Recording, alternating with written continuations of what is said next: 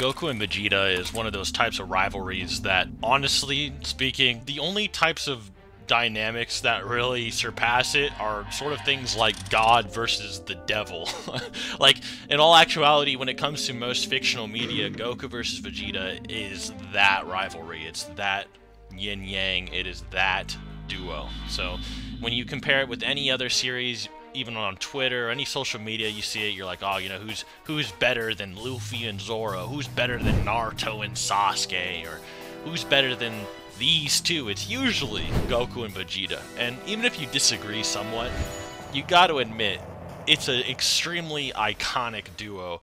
Before we get into the video, I'd like to proudly announce that this video has been sponsored by Warframe. Warframe is a cooperative, free-to-play online action game with more than 70 million players on multiple different platforms, such as PC, Xbox, Series X, PS5, Nintendo Switch, and more. And not only is this game, there's also a full-length Styanax anime short created by Passion Paris, so make sure to watch that too to get the full experience. And the game just released its 50th Warframe Styanax, a mythical javelin and shield-wearing warrior. And for a limited time only, this is limited, so get it now, Styanax will be available for free. $0. Use my link below in the description to download Warframe and log in to claim Styanax before the offer expires on September the 21st. Thank you for Warframe for making this video possible. And remember, free. And they go back really far. Now, throughout most of the series, it's very apparent that Goku has the advantage. Now, this is due to many reasons, but the main reason is that Goku's sense of nurture and nature are way more in line than Vegeta's.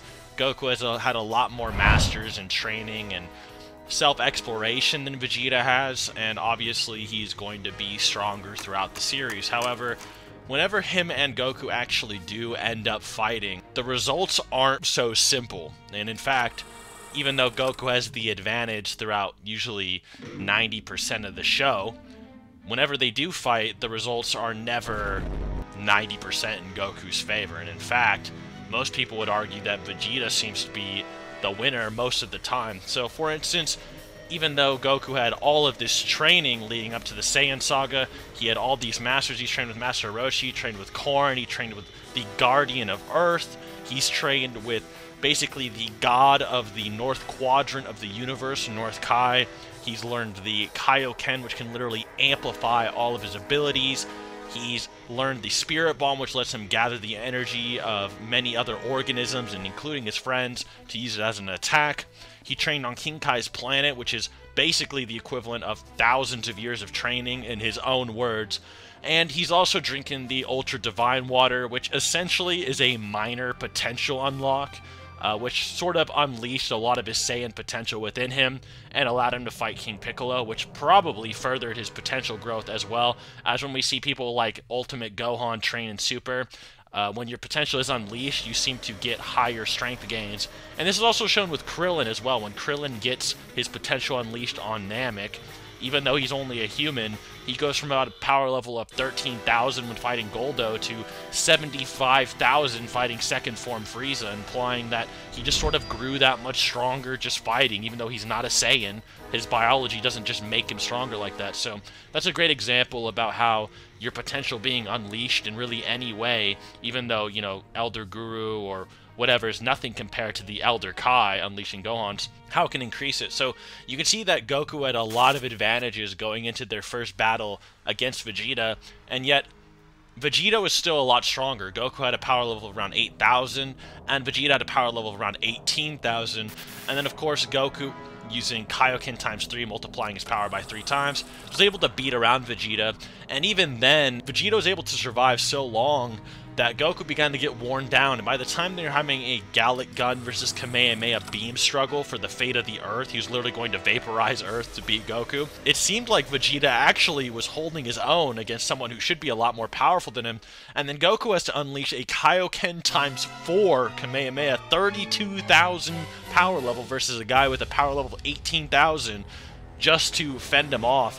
And then when Vegeta gets launched back, and after this, Vegeta is arguably still battle ready, and in fact, he fights many Z fighters and still has energy to spare to become an Uzaru. But one thing that's interesting and that King Kai and Goku both know is that Goku, after this Kaioken times 4, his body is completely ripped apart, implying that Vegeta may have been able to just go down there and just keep fighting until Goku was worn down, because Goku really didn't have the endurance any longer to keep spamming Kaioken times 3 or 4, while Vegeta, while he was injured, it's really not so apparent how injured he was. And even then, when he does eventually use a Power Ball, he basically just crushes Goku, and if we're using unfair techniques as an argument, Goku is literally using a technique that unfairly multiplies his power level that Vegeta doesn't have, as well as using techniques such as the Spirit Bomb, which allows him to gather energy from outside forces and influences to help him fight Vegeta. And Vegeta, all in all, I'm going to be straight up honest, if it was just 1v1, he would have beaten Goku in pretty much every single way imaginable. The only way Goku might be able to win is solar flaring base Vegeta, getting a Spirit Bomb ready, and then launching it at him. That's really the only conceivable way, but otherwise Vegeta kind of did beat him in their first battle. The next time they fight, it is Super Saiyan 2 Majin Vegeta versus basically a angel undead Goku who was brought back from the afterlife for a tournament in the Buu Saga. In Super Saiyan 2 as well. Now, this Super Saiyan 2, basically dead body Goku, basically has just the amount of same unfair advantages that Majin Vegeta has.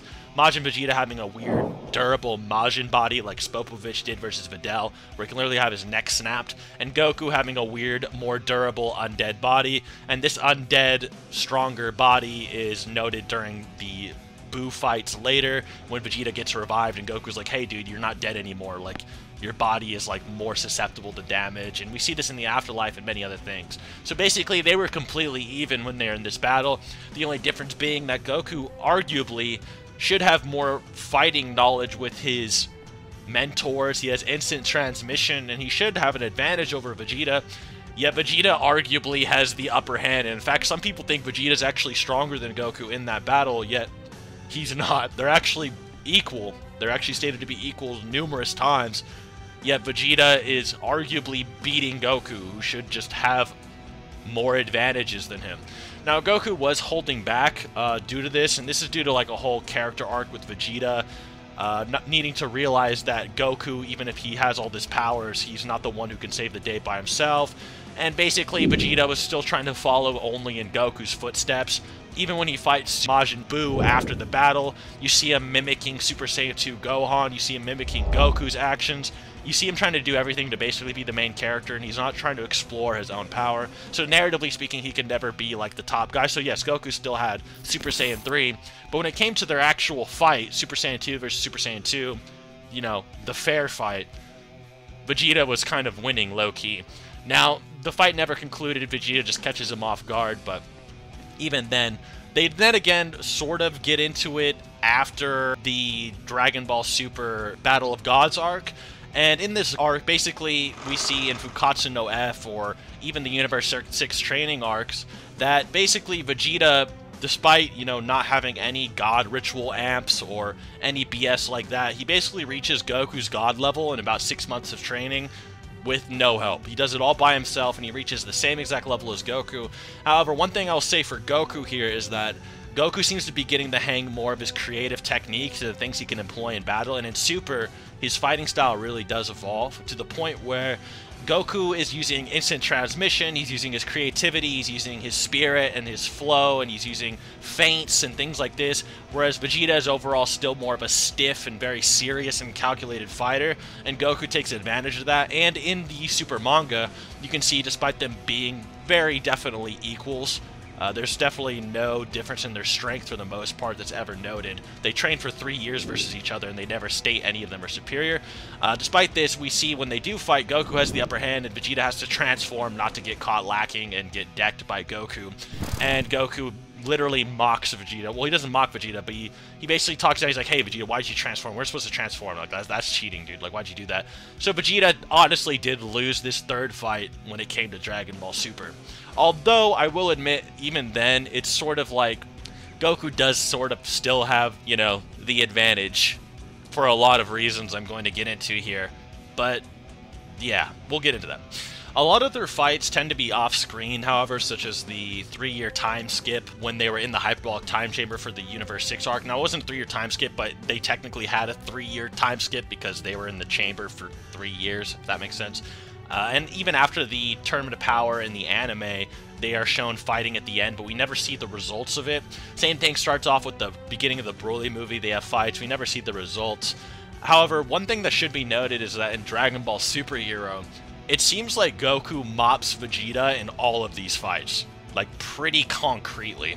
So Goku is basically always mopping him, and there's no reason really he shouldn't, honestly. Like, throughout Super and most of Z, yeah, Vegeta does get a lot of power-ups. He's trying to find himself, but Goku's the main one who evolves as a fighter compared to Vegeta throughout all of this. Whereas, you know, Goku's learning about autonomous movement, Ultra Instinct, you know, that insane fighting spirit that amplifies his ability to dodge, react, and move. Vegeta is just sort of like enhancing his power level more and learning about his true pride and all of that. For the most part, up to the Tournament of Power, it definitely is the Goku show. So I'm not surprised at all by Superhero Vegeta being like, yeah, Goku has always mopped me. But then again, by the time Superhero does come around and they're fighting in base form, Vegeta does seem to win. So even though 3 out of the 4 fights we have kind of seen, unless I'm missing one, hope not, Vegeta seems to be on the upper hand. So it's kind of weird that Goku always seems to be noted as stronger, but whenever we do see them go at it, Vegeta seems to be the winner every single time. But we then learn after the Tournament of Power, when it comes to the Moro arc, that Goku not only has these unfair advantages because of all his mentors.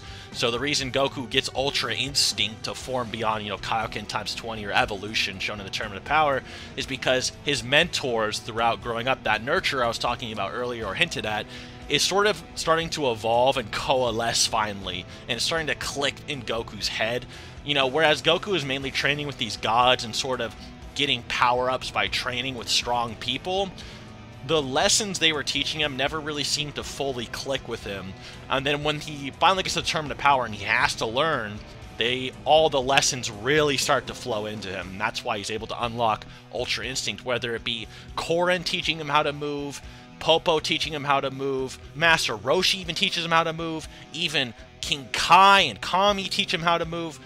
Everyone's teaching Goku about this spiritual lesson and how to fight. And even on Yardrat, they teach Goku about his inner self and his inner spirit, which allows him to use his power level more efficiently than you would be normally.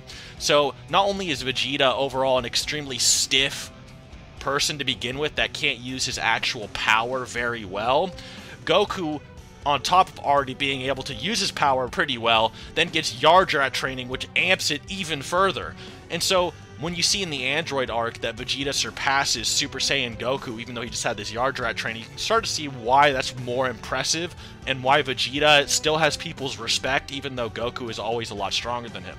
So one thing I like about the Moro arc is that it's like, hey, you know, one reason Goku has all of these advantages and is learning Ultra Instinct is because he had, like, all these people teaching him stuff. And yeah, Vegeta can get stronger, he's a Saiyan, but, like, when is someone going to teach him a thing or two that's different? Or teach him how to use these different forms, or let loose like Goku does to fight better? And that's what the Moro arc did for him.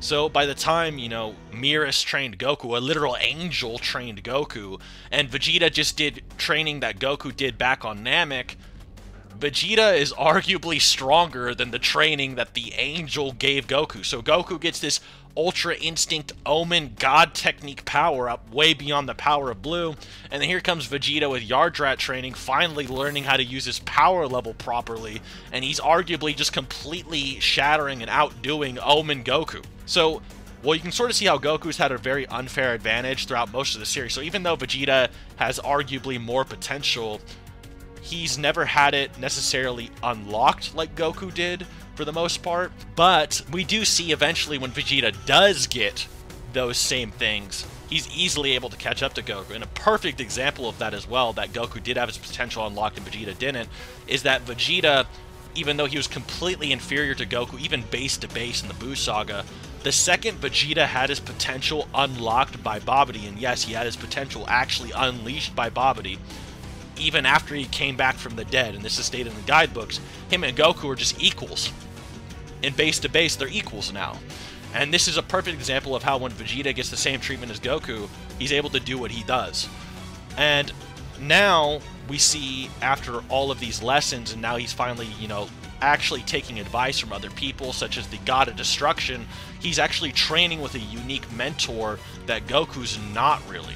So Goku's never really had these hardcore Hakai or God of Destruction lessons from Beerus, and Vegeta finally has that over him, and now you can kind of see Vegeta really catches up to Goku, and that's where we get Ultra Instinct Goku versus Ultra Ego Vegeta, which is sort of the title of this video. Now, I know it kind of took me a while to get to this point, but I felt like that long, like almost 15-minute introduction is actually necessary for me to sort of exaggerate what I mean with this battle here. So this will be the Granolah arc, and so one thing we do know about Ultra Instinct Goku, especially in the manga and the anime, is that they're completely different for the most part. Well, they're not totally completely different, but in the anime, Ultra Instinct seems to be sort of this actual instinct-bound power-up where Goku, basically, the more obsessed or the more into the fight he can get, and the more just completely enwrapped in the fires and the heats of battle he can get, the strongest Instinct becomes, and the strongest Ultra Instinct becomes. Whereas in the manga, it seems to be more about tranquility, self-peace, and things like that, and controlling himself. And then eventually, with his true Ultra Instinct, he completely surpasses that concept by kind of like reaching more into what the anime was going for. And I also wanted to get into that later, but basically, when it comes to Ultra Ego Vegito versus this Ultra Instinct Goku, they're both sort of in this pre-Final Instinct stage. So yes, true Ultra Instinct Goku is stronger than Vegeta, but you also need to remember that Vegeta truly hasn't found his own instinct form either, or even though he has this God of Destruction power-up, this Ultra Ego power-up, you have to know that it's very similar to the white-haired form of Goku in the sense that Vegeta's like, this isn't really me. So yeah, I got this power up, but like, I'm not really that guy. Like, I can't use this power to the utmost, just like Goku can't with his white-haired form, because, yeah, I mean, it's kind of who they are, but not really. So yes, Vegeta also probably will get like a true Ultra Ego form, just like Goku got a true Ultra Instinct form. So I don't really want to compare those. I want to compare more the white-haired form to the purple-haired form. Another thing about true Ultra Instinct as well is that true Ultra Instinct, while yes, it does apply to the Black Omen form, and that's what Goku could mainly use it with, I think one thing you guys might find interesting is that the true Ultra Instinct power-up also will apply to the white-haired form eventually. And the anime, once again, does a better job of showing this than anything else. And in fact, I was going to make a whole video about this, but I'll get into that at the end about true Ultra Instinct white form. But once again, this is just how they do against Granolah. By the time we finally get to Ultra Instinct Goku and Ultra Ego Vegeta, it sort of starts out with Ultra Instinct Goku confronting Gas or whatever, and it turns out to just be a clone in which Goku just absolutely dominates. But then the real Gas is like, yeah, that was a Naruto Shadow clone, and I know that the longer you're in your form, the less accurate you are, and then he one-shots it. And then Vegeta has to step in and fight a much stronger Granolah. And then he goes Ultra Ego and pushes Granolah to unlock his double Mangekyo Sharingan, basically, and become the strongest in the universe. And then it's described that Ultra Ego Vegeta is the most dangerous man in the universe and surpassed Granolah, which is a statement that Goku did not have. So you would think, oh, well, Vegeta and Ultra Ego is definitely stronger than Ultra Instinct at this moment, right? But as you actually read the arc, you start to notice, well, why do Goku and Vegeta seem kind of equal? Give or take. Like, when they fight together versus Gas and so on, they don't seem like one's necessarily doing way better than the other, so what's happening here? And there's actually a lot of statements and guides and so on, but in interviews, Toyotaro says Vegeta has seemed to have caught up to Goku when he gets Ultra Ego, so he's implying, Ultra Ego and Ultra Instinct are equivocal, and then he says, but, that's not exactly the case. Whereas Uchida, the editor for Dragon Ball Super, says, the whole point of Ultra Ego is for Vegeta to get a form that was on par with Ultra Instinct, basically, so that, Vegeta will be relevant or whatever. And, isn't it cool that Goku and Vegeta are equals? So, the editor says they're equals, But Toyotaro says, oh, it looks like Vegeta caught up to him, but there's a catch. So the catch is obviously that Ultra Ego seems to be more of a rival for this Mastered Ultra Instinct form that's not at full power. And what I mean by that is, to use the Silver-Haired or Perfect Ultra Instinct form, or even True Ultra Instinct, it requires a lot of mental boundaries and that Goku does not have full control over during this arc. So you might be like, hey Seth, why was Ultra Instinct in the Moro arc so insanely Giga Chad, and then in the Granolah arc it seems kind of weird, and like it has like a shorter time frame than like Kaioken even almost. It seems kind of weird, right? Well, the point of it is that Goku's mindset doesn't allow him to just use the full Ultra Instinct all the time, even though he has the training. And on top of that, it seems that the Mastered Ultra Instinct form also has a Susanoo that Goku can kind of just whip out. So it seems as though Ultra Ego seems to be compared to this nerfed white-haired form, if anything. And the nerfed white-haired form still is very powerful. I mean, it dominated Gas when it was at full power. It just wasn't able to retain it. And I'd honestly say that this nerfed white-haired form would probably lose to Ultra Ego just due to like the time limits and the fact that Ultra Ego is like relative in power, at least, so it's just relative in power and lasts longer. But I'm also going to get into further detail why Vegeta isn't fully out of the race just yet, even with that information. So by the end of it all, it does look like Ultra Ego, even if you want to say it's somehow initially weaker than Ultra Instinct, there is a lot more evidence that it would probably win in a fight, and this is actually further displayed as well when Gas appears. Vegeta and Goku are fighting Gas. Vegeta's like, hey dude, like, my Ultra Ego's evolving still, like, I'm getting stronger, and you're like the same guy, basically. You know, it's kind of weird that I'm evolving my form more than you. Isn't this your thing? Like, so Ultra Ego Vegeta is kind of like, why am I surpassing Goku? Why am I evolving more than Goku? And then Goku's like, I need to look deep. I need to find something else. And then he gets the True Ultra Instinct. So in terms of the white-haired form versus the purple-haired form, it does seem like Ultra Ego would have the upper hand if they did fight. However, this is what I wanted to bring up that I foreshadowed a bit earlier, is that the white-haired form will still probably be relevant. And it's not just the white-haired form versus the purple-haired form, but they're basically their mindset or their perspective on their own instinct or their own selves that kind of empowers these forms. So even though True Ultra Instinct is technically a form, even with the black hair, I do, and this is just my hypothesis, that it will apply to the white-haired form as well. And this is actually shown in the Gas fight where you see Goku go into the white-haired form, and then you see basically that Susanoo appear, and then he goes to help out against Gas. And I think that's True Ultra Instinct emerging with the white-haired form, which is still kind of an anomaly in itself. Like, what does a Susanoo have to do with automated movement? There's something else we're not getting. But this is shown in the Tournament of Power as well. Basically, in the Tournament of Power, despite the white-haired form being this tranquil form, this self-movement form, we see in the anime that Goku actually utilizes basically True Ultra Instinct or anger or his emotions with the white-haired form.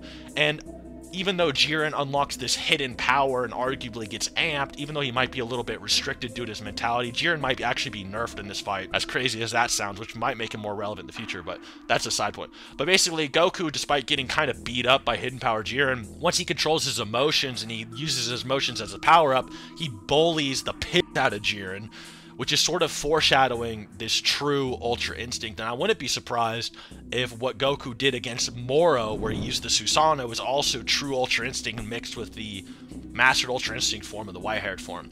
So yes, if Goku was able to use his True Ultra Instinct, like emotional power-ups versus Vegeta Ego with his white-haired form, the white-haired form would win. But I think normally, like the imperfect version, Vegeta would probably win. And once again, I will say this again, Vegeta probably will get his own True Ultra Ego form as well. I mean, like, get real. That's literally the correlation or the similarities between their forms. They both were using forms not true to themselves. So, with that out of the way, I would say that it does seem like Vegeta has a more impressive track record versus them, but I will say, you know, Goku beating up Vegeta apparently for 3 years straight in the time chamber probably means that Goku's win record is probably a bit higher.